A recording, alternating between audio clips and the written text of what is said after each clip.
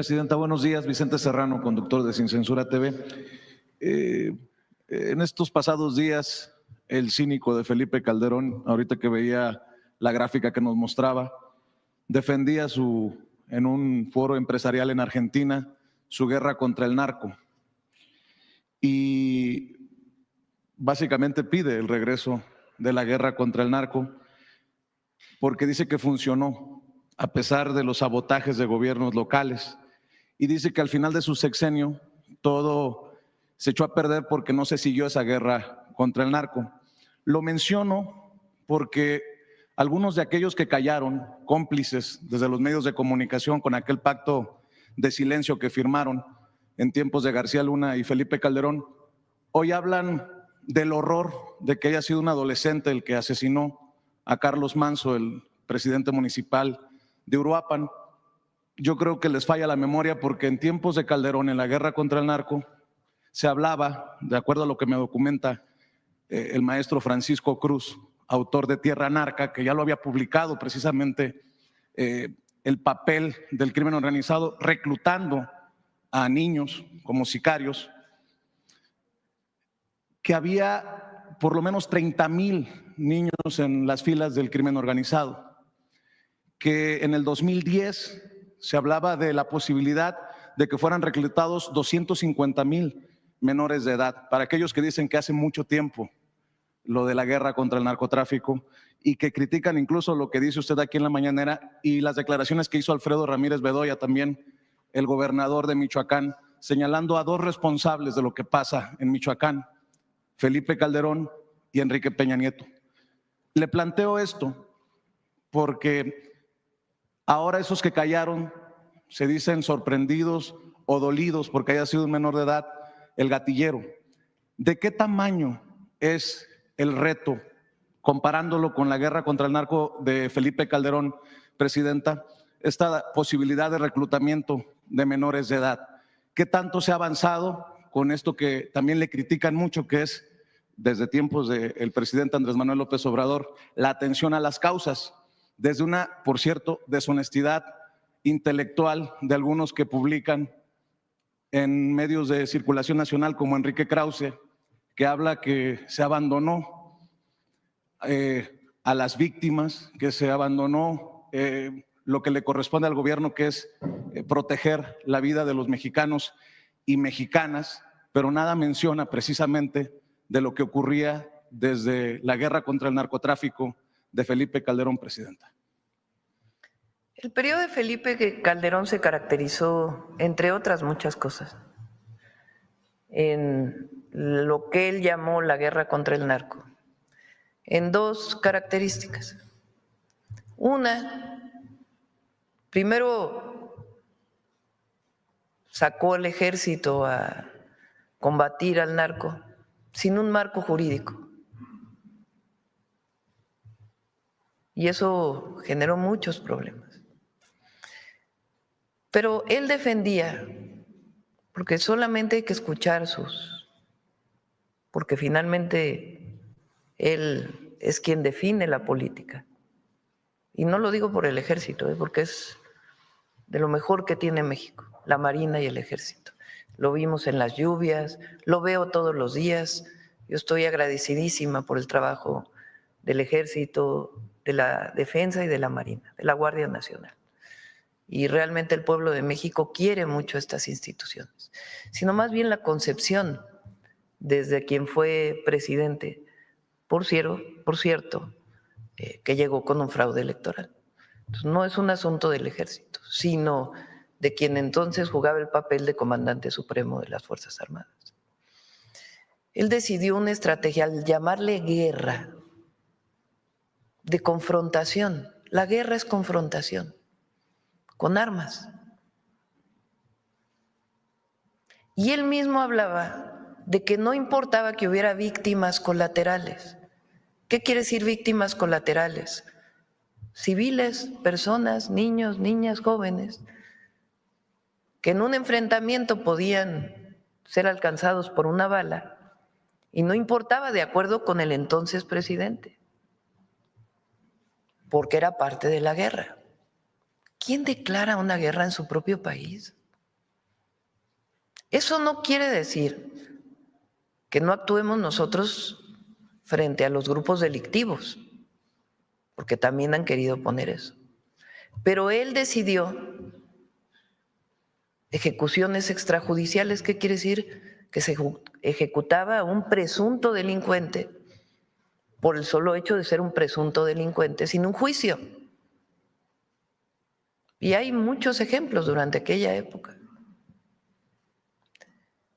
Pero no solo eso, sino que puso al frente de esa guerra a un personaje que hoy está preso en los Estados Unidos por favorecer a un grupo delictivo. ¿Cómo defender aquella actuación? Pero además no dio resultados. Pon otra vez la gráfica. Guerra. ¿Quién quiere guerra en un país? Muy distinto actuar dentro del marco de la ley, darle un marco jurídico al ejército para que pueda actuar, crear la Guardia Nacional, a la Marina también, y detener a presuntos delincuentes para que tengan un juicio. Eso se llama Estado de Derecho. Es decir, detener a un presunto delincuente para que tenga un juicio. No se trata de abandonar la impunidad, o sea, de que haya impunidad, perdón. Se trata de detenciones de generadores de violencia y que tengan un juicio. Claro, con jueces que no liberen por dinero, con corrupción. Entonces, declara la guerra y pone al frente de la guerra a una persona que está demostrado que operaba para uno de los cárteles y que se corrompió en el proceso y que hoy está preso en los Estados Unidos. Pero además aumentaron los homicidios dolosos en 148%. Muchos de ellos lo que él llamó víctimas colaterales. Peña hizo lo mismo, no cambió prácticamente nada en su estrategia. Claro, llevó a la Policía Federal, a la Secretaría de Gobernación, pero en realidad no cambió la estrategia. ¿Y qué ocurrió? 42% de homicidios. Pero además en ese periodo, justamente en ese periodo se abandonó a los jóvenes. Es justamente en ese periodo cuando el rector, entonces rector de la UNAM, le llamó ninis a los jóvenes. Ni estudias ni trabajas, como si fuera responsabilidad de los jóvenes. Abandono de los jóvenes. No hay escuelas, no hay educación, no hay empleo, mayor pobreza, mayor desigualdad, guerra y permiso para matar. No, bueno. Y además, al frente, a un delincuente. Eso es lo que ocurrió durante 12 años en nuestro país. Y asócienle la corrupción de los gobiernos. Entonces, ¿cambió la estrategia? Sí, cambió la estrategia. Cuando llega el presidente López Obrador dice, no, a ver, todo dentro del marco legal. Vamos a darle a la Secretaría de la Defensa un marco legal para que actúe, a Marina también. Vamos a crear la Guardia Nacional, una institución pública encargada de la seguridad de las mexicanas y los mexicanos. Y vamos a destinar recursos a los jóvenes. Se crearon las universidades Benito Juárez, el programa Jóvenes Construyendo el Futuro, se dio atención a los más necesitados, a los pobres, y salen 13.5 millones de mexicanos de la pobreza. Cuando nosotros llegamos, yo decidí fortalecer la estrategia de seguridad con un área especial de inteligencia e investigación que nos dio resultados en la Ciudad de México. Porque frente a los grupos delincuenciales se requiere más inteligencia e investigación que permita hacer las detenciones de presuntos delincuentes y la coordinación con los estados. Además, pues, del seguimiento cotidiano y en la consolidación de la guardia. y fortalecer la atención a las causas con mayor presencia territorial en los municipios de mayor incidencia delictiva. Con este trabajo que hace Rosa Isela, la Subsecretaría de Seguridad y Protección Ciudadana, de ir tocando casa por casa a ver qué necesitan las familias. ¿Cuál es el resultado? Durante el periodo de López Obrador, 9% de reducción de homicidios dolosos. Y con nosotros, contabilizado por año, 28%. Contabilizado de septiembre del 24 a octubre del 25, 37% de reducción de homicidios dolosos. ¿Qué falta? Sí, sí falta. Que nos duele un homicidio como el del alcalde de Uruapan, a todo México le duele. Pero no por eso se va a llamar a la intervención de Estados Unidos. La última intervención de Estados Unidos lo que provocó fue que nos quitaron la mitad del territorio. Que nos pueden ayudar como vecinos, como socios, como países con pueblos hermanos, claro que nos pueden ayudar, que tienen equipos que pueden ayudar a darnos información, bienvenidos, dentro de un marco de colaboración sin subordinación. Pero se equivoca el que llama a la intervención de los Estados Unidos en México. Porque nosotros no somos colonia de nadie, nosotros somos un país soberano, independiente. ¿Qué decidimos hacer en Michoacán? Reforzar la seguridad, desde la presencia hasta todo lo que tiene que ver con atención a las causas y desarrollo económico, social y del bienestar del pueblo de Michoacán. ¿Que se puede perfeccionar la estrategia? Por supuesto. ¿Que se puede mejorar el plan? Por supuesto, pero hay que empezar. Y en el camino se va fortaleciendo.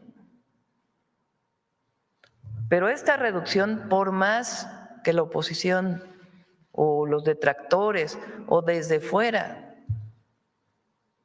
tengan críticas hacia nosotros, que son válidas siempre y cuando no sean mentiras, ha implicado resultados. Y vamos a dar más resultados todavía, porque nosotros no vamos a traicionar a nuestro pueblo, nunca. Nos comprometimos y vamos a seguir trabajando en cuerpo y alma para defender y proteger al pueblo de México.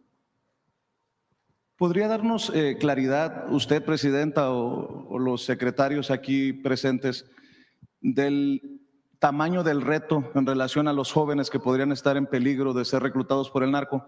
Entendiendo estas cifras que le compartía, de acuerdo a informes en tiempos de Calderón, había 30,000 reclutados por el narco, 250,000 para 2010 en peligro de ser reclutados.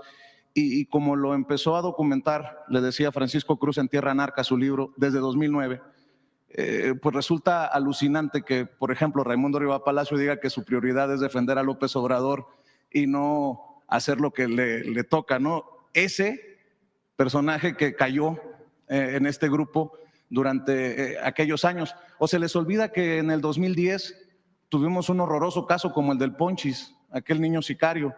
Que no se malinterprete, es doloroso ver a un joven de 17 años asesinar a un presidente municipal, pero para callar a sus críticos con datos, ¿de qué tamaño sería el reto, Presidenta? Lo que te puedo decir es qué estamos haciendo. Difícil es tener un número de jóvenes, y lo que queremos es que los jóvenes no se acerquen a la delincuencia. Ahora, ¿qué estrategia seguir? Más escuelas, por eso mi insistencia en más preparatorias. Más cerca de las comunidades. Más cerca de las comunidades. ¿Por qué los jóvenes tomaron la hicieron viral? Pues porque les llega. Entonces, más preparatorias que queden cerca de la casa, más preparatorias, que cuando salgan de la secundaria se vayan directito a la preparatoria. Entonces, es lo que estamos haciendo. En Michoacán estamos reforzando el número de preparatorias en un nuevo modelo, 60 nuevas preparatorias, en un modelo modular para zonas rurales y ciudades más pequeñas. además de 16 nuevas preparatorias y en todo el país más preparatorias. En un modelo de enseñanza, además, donde los jóvenes se sientan contentos de estar en la escuela. Más universidades.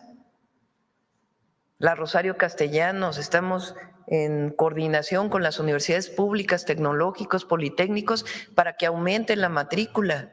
Y nosotros, la Universidad Nacional Rosario Castellanos, además de las Benito Juárez para el Bienestar. Y ahora el programa que viene, que iniciamos en Michoacán, que es el de Centros Comunitarios de Alto Rendimiento México Imparable. Queremos que los jóvenes, en vez de acercarse a un grupo delictivo, tengan una pequeña beca y se pongan a hacer deporte. La escuela y saliendito de la escuela, hacer deporte o actividades culturales.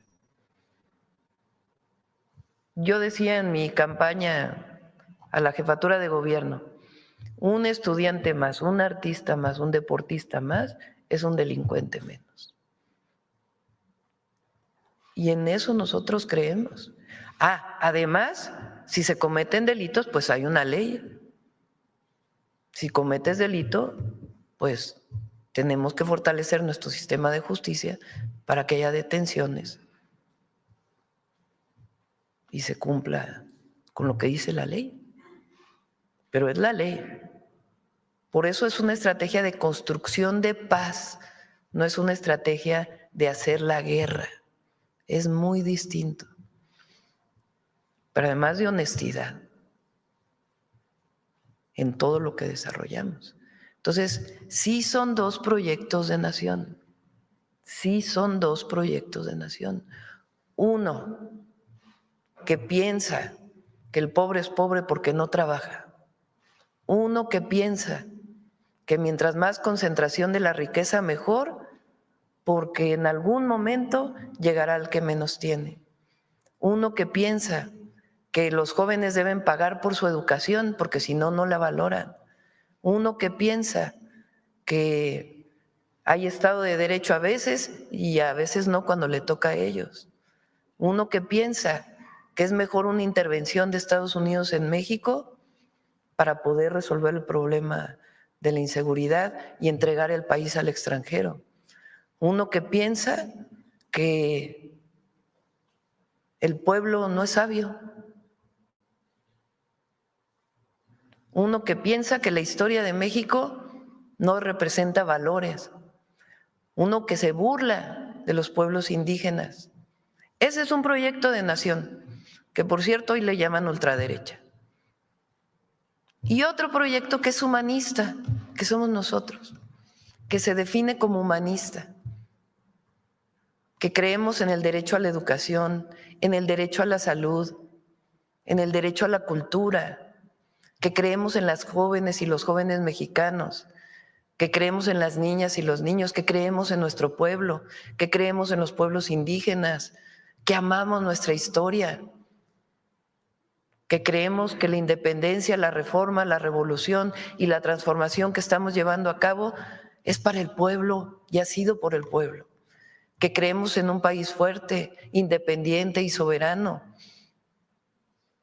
Esa es la diferencia. Y que creemos en que los privilegios y la corrupción no llevan a ningún lado. Es un modelo esencialmente humanista frente a un modelo clasista, frente a un modelo de discriminación. Esos son los dos modelos. Ahora está dando resultados.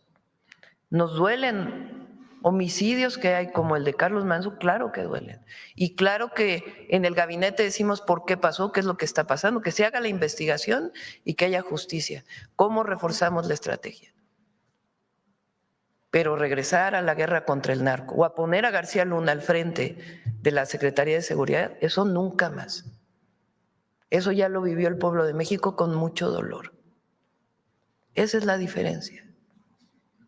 Por eso hay que pensar muy bien lo que vive México hoy hacia adelante y el fortalecimiento de nuestra patria y nuestro pueblo por encima de todo y su protección en todos sentidos.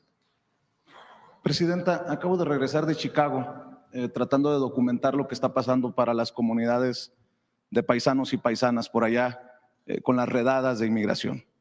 Y permítame incomodar nuevamente con mi insistencia, que sé que también es dolorosa para muchos. ¿Qué le han dicho el canciller, el subsecretario para América del Norte, los cónsules de lo que está pasando? Y se lo pregunto porque este pasado fin de semana la patrulla fronteriza ya entró a negocios mexicanos en La Villita, en el barrio más mexicano del medio oeste de Estados Unidos, porque hay reportes de que ya entraron a escuelas violando pues toda la ética de mantenerse fuera de las escuelas, de los hospitales y de las iglesias. Y también se lo menciono porque ya no es la apreciación de su servidor que va incrementando la violencia en estos operativos, que además siguen llevándose a cabo con encapuchados y en automóviles no identificados. El FBI, tengo entendido, ha emitido un documento para pedir que se identifiquen estos agentes porque hay criminales que haciéndose pasar, ya hay varios casos en diferentes estados de Estados Unidos, de criminales que haciéndose pasar por agentes de la patrulla fronteriza han cometido desde violaciones sexuales hasta secuestros y robos. Y más aún, el alcalde de Chicago, Brandon Johnson, se pronunció en el Consejo de Derechos Humanos de la ONU para que sea investigado Estados Unidos, el gobierno de Donald Trump, por lo que está generando con estos operativos. Ya teniendo una autoridad como el alcalde de Chicago, presidenta, y obviamente la intención no es generar un conflicto ni mucho menos, ¿cómo se posiciona usted? ¿Cuál es su posición frente a un llamado del alcalde de Chicago para que sea investigado, incluso para que haya personajes de la ONU que vayan a dar testimonio de lo que está ocurriendo en las calles de ciudades como Los Ángeles, como en algunas ciudades de Texas y en el caso de Chicago? Yo por eso mi insistencia, presidente, en que definamos cuántos casos de presuntas violaciones de derechos humanos tienen ustedes conocimiento. Voy a pedirle de nuevo a Cancillería que nos diga, aquí me contesta Roberto Velasco, mira qué rápido. Son 30 quejas por presuntas violaciones a derechos humanos que han sido presentadas. ¿Qué hacemos nosotros? Como lo he dicho, con los consulados apoyamos y se apoya económicamente para que se contraten abogados para que las víctimas puedan presentar su denuncia y llevar los juicios en Estados Unidos. Nosotros no estamos de acuerdo con el trato de las y los mexicanos como criminales. Si alguien cometió un delito, tiene que llevar su proceso en Estados Unidos. Pero las y los mexicanos, y se lo he dicho al presidente Trump, lo he dicho públicamente, se lo dije al secretario del Departamento de Estado, fortalecen la economía de Estados Unidos, allá. Se estima que son 40 millones de mexicanas y mexicanos en Estados Unidos, de los cuales el 90% tiene papeles o más del último censo que se hizo. Y los otros llevan más de 5 o 6 años en Estados Unidos. Ya es muy pocas las mexicanas y mexicanos que cruzan la frontera o que cruzaron durante el sexenio de López Obrador. Tienen mucho más tiempo. Y sostienen la economía de Estados Unidos. Sostienen el campo, sostienen la construcción, sostienen los servicios. Y además de que no estamos de acuerdo con la discriminación y el trato que viola los derechos humanos, que presuntamente viola los derechos humanos,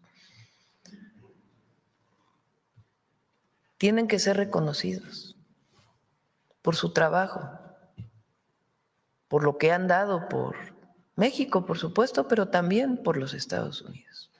Esa va a ser siempre nuestra posición. Y nosotros actuamos también en un marco pensando en ellos, actuamos pensando en ellos.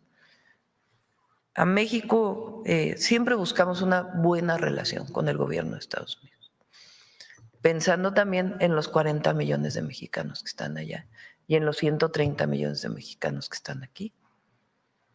Siempre vamos a buscar el diálogo, la coordinación, y cuando no estemos de acuerdo también lo vamos a decir, pero buscando siempre un diálogo responsable, vamos a decirlo así.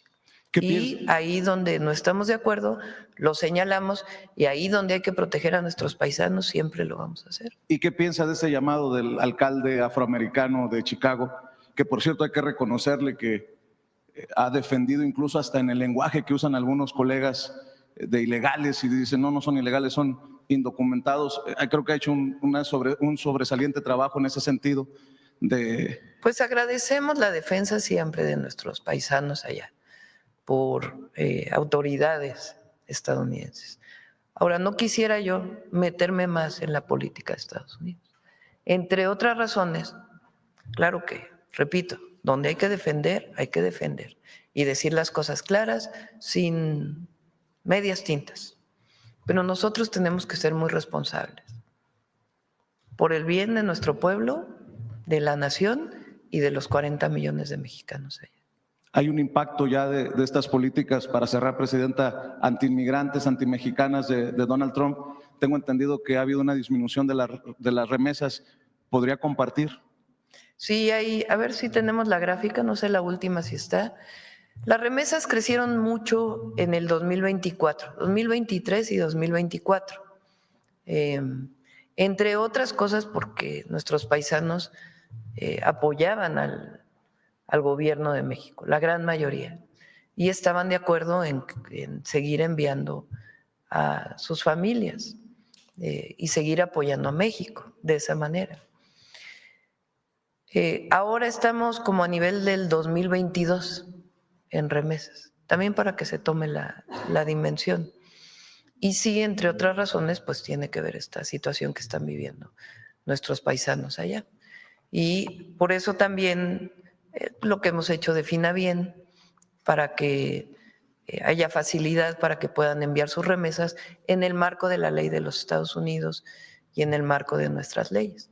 Pero siempre vamos a buscar un diálogo y una coordinación sin subordinación. Espero que nos pueda compartir esas cifras. Muchas gracias, Presidenta. A ver si Buenos días. Sí. A ver, por acá, la compañera.